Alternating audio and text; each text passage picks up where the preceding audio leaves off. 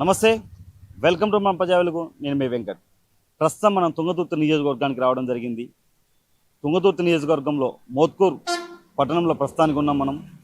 మరి ఇక్కడ తుంగతుర్తి అంటేనే కాంగ్రెస్ కంచుకోట, కాంగ్రెస్ గడ్డ. 4 సార్లు ఇక్కడ దామోదర్ రెడ్డి గారు ఎమ్మెల్యేగా తుంగతుర్తి నుంచి గెలుపొందడం జరిగింది. 2014 తెలంగాణ వచ్చినాక 2023 వరకు బీఆర్ఎస్ ప్రభుత్వంలో ఉంది.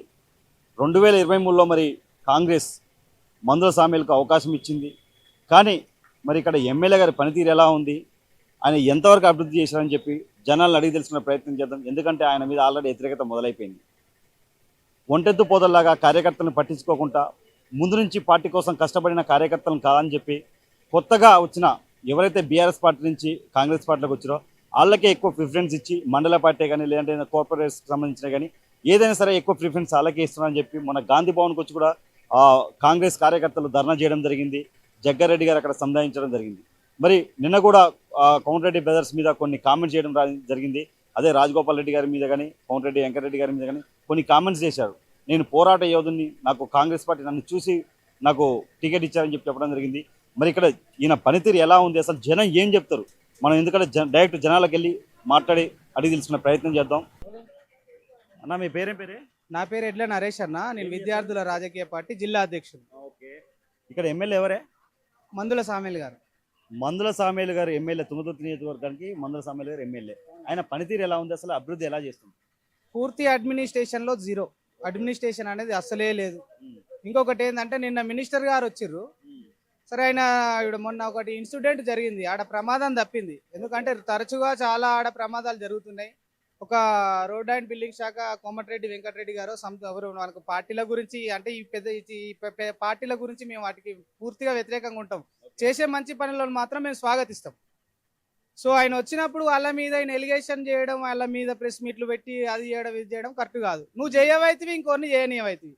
ఇంకొకటి ఏంటంటే మున్సిపాలిటీలో ఉన్నటువంటి నిధులని సింగిల్ టెండర్గా వేసుకొని మీ ఇష్టం వచ్చినట్టు నువ్వు వేసినావు. ఆ టెండర్ విషయం ఏందో కూడా మేము దాని మీద ఫైట్ చేస్తాం. ఎవరు వేస్తున్నారు టెండర్లు, 15 కోట్ల రూపాయలు మీరు ఏం చేసిరు అనేది ఫస్ట్ మేము చేస్తాం.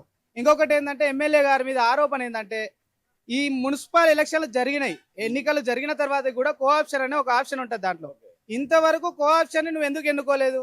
కోఆప్షన్ల దగ్గర నువ్వు డబ్బులు డిమాండ్ చేస్తున్నావు అని కూడా ఒక ప్రజలలో ఒక ఆరోపణ ఉంది. నువ్వు ఒక సామాన్య వ్యక్తివి, సామాన్య రైతు కుటుంబం నుంచి వచ్చినావు అని చెప్పేసి భారీ మెజారిటీ తోటి, అంతెందుకు ఈవెన్ ఏ పార్టీకి నేను సపోర్ట్ లేకున్నా కూడా నేను కాంగ్రెస్ పార్టీకి సపోర్ట్ చేసి, కాంగ్రెస్ పార్టీకి కాకుండా సామేల్కే సపోర్ట్ చేసి నేను ఓట్లు వేయించడం జరిగినా కూడా ఆయన అడ్మినిస్ట్రేషన్ పవర్ ఇంత గట్టి ఉంటుందని నాకు అర్థం కాలే. ఇంకొకటి, మీరు కోమటిరెడ్డి గారి గురించి మాట్లాడుతున్నారు కదా. నిన్న ఏదైతే రాజగోపాల్ రెడ్డి గారి దగ్గరికి టికెట్ కోసం 100 సార్లు ఆయన ఇంటికి వెళ్ళిందంట. ఈ రోజు ఆయన గురించి ప్రెస్ మీట్ పెట్టి మాట్లాడడం ఎంతవరకు కరెక్ట్ అంటారు? రాజగోపాల్ రెడ్డి గురించి మాట్లాడే అర్హత సామేల్ గారికి లేదు. ఎందుకంటే ఒక్క విషయంలో నేను క్షుణ్ణంగా చెప్తా. వైన్సులు బంద్ చేయాలని చెప్పేసి, ఇంకొకటి ఇక్కడ బెల్ట్ షాపులు కూడా దారుణంగా పెరిగినాయి, బంద్ చేయాలని చెప్పేసి ఎన్నోసార్లు ఉద్యమాలు కూడా నేను చేసిన. ఎక్సైజ్ ఆఫీస్ ముందు చేసిన, ఆయనకు కూడా కొన్ని వినతి పత్రాలు ఇచ్చినాం. అక్కడ భువనగిరిలో కూడా ఈఎస్ గారికి కూడా ఇచ్చినాం. నువ్వు చేయలేకపోయినావు. రాజగోపాల్ రెడ్డి అనేటోడు కింగ్ ఆయన వ్యక్తి, కింగ్ లీడర్. ఆయనకు ముఖ్యమంత్రి పదవి ఇచ్చినా తక్కువే. ఎందుకంటే ఆయన అక్కడ ఉన్నటువంటి యువతని కాపాడుతుండు, అక్కడ ఉన్నటువంటి కూలీలను కాపాడుతుండు. ఎందుకంటే బెల్ట్ షాపుల వల్ల వాడు పని చేసుకోలేకపోతుండు. వాడు పొద్దుగాలనే పోయి తాగుతున్నాడు, వాడి పని అనేది మర్చిపోతున్నాడు. అది ప్రజలలో ఏ సమస్య ఉంది, వాళ్ళు పేదరికానికి ఏ విధంగా గురవుతున్నారు అని చెప్పేసి ఆలోచించి, ప్రజల మనిషి కావచ్చు, ప్రజల గురించి ఆలోచించి బెల్ట్ షాపులు బంద్ చేయించి వైన్స్లను కూడా ఆయన 1 గంటలకు తెరిచేలాగా అక్కడ ఒక నియమం పెట్టిండు. అదే నియమం నువ్వేం చేస్తున్నావు? ఇక్కడ వైన్స్ వాళ్ళ దగ్గర డబ్బులు వసూలు చేస్తున్నావు. దాని మీద కూడా నువ్వు షట్టర్ తాళం, మీ అనుచరులు వచ్చి షట్టర్లకు తాళం పెట్టిరు. వైన్స్లకు ప్రభుత్వం ఇచ్చిన లైసెన్స్ ఇచ్చిన మద్యం దుకాణానికి కూడా మీరు తాళం పెట్టించారు. అంటే మీ అడ్మినిస్ట్రేషన్ పవర్ ఎంత ఉందో ఇన్నే అర్థమవుతుంది. ఇప్పుడు సామేల్ గారు ఏమంటున్నారు అంటే తుంగతుర్తి అనేది నా అడ్డ, నా పర్మిషన్ లేకుండా ఎవరైనా సరే అవతల ఎమ్మెల్యే కానీ మినిస్టర్ కానీ ఎవరు రాకూడదు, ఎట్లా వస్తారు ప్రోటోకాల్ పాటించారని చెప్పి నిన్న చాలా సీరియస్గా మాట్లాడాడు. తుంగతుర్తి అనేది ప్రజల అడ్డ, ఎవరి అడ్డ కాదు, ఇది ప్రజల అడ్డ. మేమే ఓట్లు వేస్తే గెలిచిండు, మేము ఎవరికి ఓట్లు వేస్తే వాళ్ళదే అడ్డ. ఇది ప్రజల అడ్డ. ఉద్యమకారులు కావచ్చు, వాళ్ళు కాదా మరి ఉద్యమకారులు? వాళ్ళు కూడా రాజీనామాలు చేసినారు. మరి నువ్వు ఏడ రాజీనామాలు చేసినావు అది చూపించాలిగా. మరి వాళ్ళ పదవులు కూడా తునప్రాయంగా తుంచిపాడేసారు. ఇప్పుడు ఆయన మీద కాంగ్రెస్ పార్టీ కార్యకర్తలు కూడా చాలా మంది ఆయన ఫస్ట్ నుంచి ఉన్న కార్యకర్తలుగా అని చెప్పి కొత్తగా వచ్చిన వాళ్ళ బీఆర్ఎస్ నుంచి వచ్చిన కార్యకర్తలకు ఎక్కువ ఇంపార్టెన్స్ ఇస్తుందని చెప్పి మన గాంధీ భవన్కి వచ్చి కూడా ధర్నా చేయడం జరిగింది. ఒక ఎమ్మెల్యే మీద సొంత నియోజకవర్గ ప్రజలు వచ్చి ధర్నా చేయడం అంటే ఎంతవరకు కరెక్ట్ అసలు? ఇప్పుడు ఏంటంటే బీఆర్ఎస్ మీద పూర్తి వ్యతిరేకతతోటి కాంగ్రెస్ హవా నడిచింది. హవా నడిచినప్పుడు కాంగ్రెస్ పార్టీ నీకు టికెట్ ఇవ్వడం వల్ల నువ్వు గెలిచినావు కాబట్టి నువ్వు కాంగ్రెస్ లో ఉన్నటువంటి కాంగ్రెస్ ఈ రోజు ఇక్కడ ఈ ఉమ్మడి నల్గొండ జిల్లాలో బతుకుందంటే కోమటిరెడ్డి వెంకటరెడ్డి వాళ్ళదే ఈ జీవం. లేకపోతే ఇక్కడ అనేది కాంగ్రెస్ పార్టీ అనేది ఉండదు. భూస్థాపితం ఎప్పుడో అయిపోయింది. మళ్ళీ దాన్ని చిగురించి దాన్ని లేపిందంటే కోమటిరెడ్డి వెంకటరెడ్డి గారే లేపిరు. ఇప్పుడు రాజగోపాల్ రెడ్డి గారు అధిష్టానంతో మాట్లాడి తుంగతుర్తి టికెట్ మందుల సామేల్ గారికి ఇప్పించాను, ఇక్కడ ఎక్కువ చాలా గట్టి పోటీ ఉన్నా కానీ నేను సామేల్ గారికి మాట ఇచ్చాను, ఇప్పించాను, అలాగే నేను ప్రచారం చేసి మరి గెలిపించాను, నా నియోజకవర్గాన్ని వదులుకోనని చెప్తుండు. మరి ఈయన మాత్రం ఇలా కక్కుసి కలుపుతుంది, ఎలా చూస్తుంది? రాజగోపాల్ రెడ్డి గారు అంటే ప్రజల మనిషి. ఆయనకు ప్రజలలో ఇక్కడ కాదు ఎక్కడైనా కూడా, రాష్ట్రంలో ఎక్కడైనా కూడా ఆయనకు అభిమానులు ఉంటారు, ఫ్యాన్స్ ఉంటారు. కాబట్టి ఆయన ఇన్ఫ్లుయెన్స్ తోటి అంత భారీ మెజార్టీ వచ్చిందని నేను అనుకుంటాను. ఇప్పుడు ఎవరైతే సామేల్ గారి కొడుకులు కూడా ఇక్కడ కొంచెం అరాచకాలు ఎక్కువైపోయినాయి, దందాలు ఎక్కువైపోయినాయి అంటారు, ఇసుక దందాలు, ఇవన్నీ వాస్తవేనా? వాస్తవమే, అవి ఖచ్చితంగా వాస్తవమే. ఆరోపణలు వస్తున్నాయి. ఇక్కడ మా మున్సిపాలిటీలో తీర్మానం లేకుండా నిధులు డ్రా చేసినట్ట ఏకపక్షంగా టెండర్లు వేసుకొని మరి వాటి టెండర్ల పనులు వాళ్ళే చేస్తున్నారట. మరి దీని మీద ఏకపక్షంగా చేసుకొని వాళ్ళు అధికార దుర్వినియోగానికి పాల్పడుతున్నారని మనం 100% ప్రూవ్ చేయొచ్చు. నేను దళితుడిని కాబట్టి నా మీద ఈ అగ్రవర్ణ ఎమ్మెల్యేలు ఇలా దాడులు చేస్తారని చెప్పి మాట్లాడుతుంది, ఎలా చూస్తుంది? అంటే దళితుడు అనేది ఇప్పుడు గుర్తుకొచ్చిందా?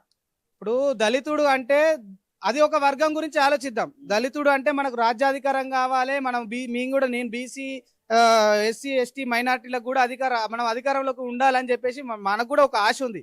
కానీ నువ్వు గెలిచిన తర్వాతకి నీకు దళితుడని గుర్తుకు రావడం ఇది కరెక్ట్ అయిన పద్ధతి కాదు. నువ్వు చెయ్యి, మరి రాజీనామా చేసి దళిత బహుజనుల కోసం నేను ఉద్యమిస్తా, మళ్ళీ బై ఎలక్షన్ పెట్టి నేను కరెక్ట్ మనిషిని, మంచి మనిషిని కాబట్టి 50,000 మెజార్టీతో గెలిచానని చెప్పి చెప్తున్నారు ఆయన. మళ్ళీ బై ఎలక్షన్ పెట్టి గెలవమనండి.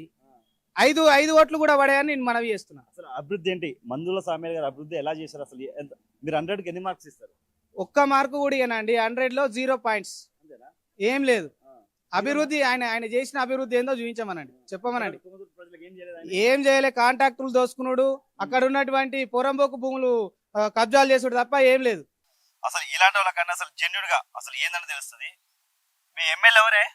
ఎమ్మెల్యే కాదు, అదే మందుల సామేల్ పనితీరు ఎట్లుంది? పని ఎట్లా చేస్తుండు? మందుల ఏం చేస్తుండే, గెలిచిన కథ ఏం వెళ్ళలేదు, అసలు పట్టించుకోవట్లేడా? ఏది లేదు. నేను ఉద్యమకారుని, నేను పని చేసేవాడిని అని చెప్పి నాకు ఓట్లు వేసుకొని గెలిపించారు జనాలని చెప్తున్నారు. గెలిపించండి, ఏదో పచ్చ నాయకుడు ఇక ఆయన ఉసుక కొడుతున్నాని ఈయన గెలిపించాడు. మరి ఇప్పుడు ఈయన నిజం చెప్పి ఈయన ఉసుక కొడతలేడానే? ఏం కొడుతుండే, ఇక్కడ అయితే ఏం కొడతాడు, అక్కడ ఏం కొడుతుంది. ఇప్పుడు ఈయన మామూలుగా మొన్నటి దాకా ఉద్యమకారుడు అన్నాడు, బీఆర్ఎస్ ఉన్నాడు, ఇప్పుడు కాంగ్రెస్ లోకి వచ్చిండు, ఎమ్మెల్యే అయిండు. మరి ఎవరైతే ఇప్పుడు ఆ ఎమ్మెల్యే పదవి కోసం కోమటిరెడ్డి రాజగోపాల్ రెడ్డి ఇటుండగా వాళ్ళ దగ్గరికి 100 సార్లు పోయి నాకు అయ్యా టికెట్ ఇప్పియమన్నంట. ఇప్పుడు టికెట్ ఇచ్చినాక ఇప్పుడు మీరెవరు నా తుంగతుర్తిలోకి రావడానికి రావద్దని చెప్పి తిడుతున్నట. ఎట్లా మరి కరెక్టా కాదు? అట్లా తిట్టుడు కరెక్ట్ కాదు. ఇక వాళ్ళతోటి బాగుపడ్డప్పుడు ఇక వాళ్ళతోటి మంచిగా ఉండాలి. కోమటిరెడ్డి వాళ్ళు వస్తారా మీ దగ్గరికి? రారు. రాజగోపాల్ వాళ్ళకి చెప్పిన చచ్చిపోయిన మంచిగా వస్తారటగా? వస్తాడు. వస్తే ఆయన హెల్ప్ చేస్తారా? చేస్తాడు. మరి వాళ్ళు రావద్దని చెప్పి అంటున్నారు, ఎట్లా మరి? వాళ్ళు రావద్దంటే ఈయన తుంగతుర్తి నా గడ్డ, తుంగతుర్తి అంటుండు. అందరిది ఆయనది కాదా? రేపు జనరల్ అవుతుండొచ్చు, ఆయన అవుతుండొచ్చు. రావద్దు నా దగ్గరికి, ఎట్లా వస్తారు మీరు, నన్ను కాదు ఎట్లా వస్తారు అంటుండు. అట్లా ఎట్లుంటది నిజం? మరి ఏంది మరి మీకు గెలిపించారు, మీరు కాంగ్రెస్ వచ్చిండు, బీఆర్ఎస్ టికెట్ ఇవ్వదు, ఇక్కడ టికెట్ ఇప్పించారు, గెలిపించారు. మరి ఏం చేస్తుండే అభివృద్ధి అసలు పనులు? ఏం చేస్తుండే ఏం లేదు, ఇంతవరకు ఏం పని లేదు. ఏం లేదు అసలు. మీ ఊరికి ఒకసారి వచ్చాడు, కొంచెం మాట్లాడతారా మంచి అందరితో? నేను మాట్లాడాను కానీ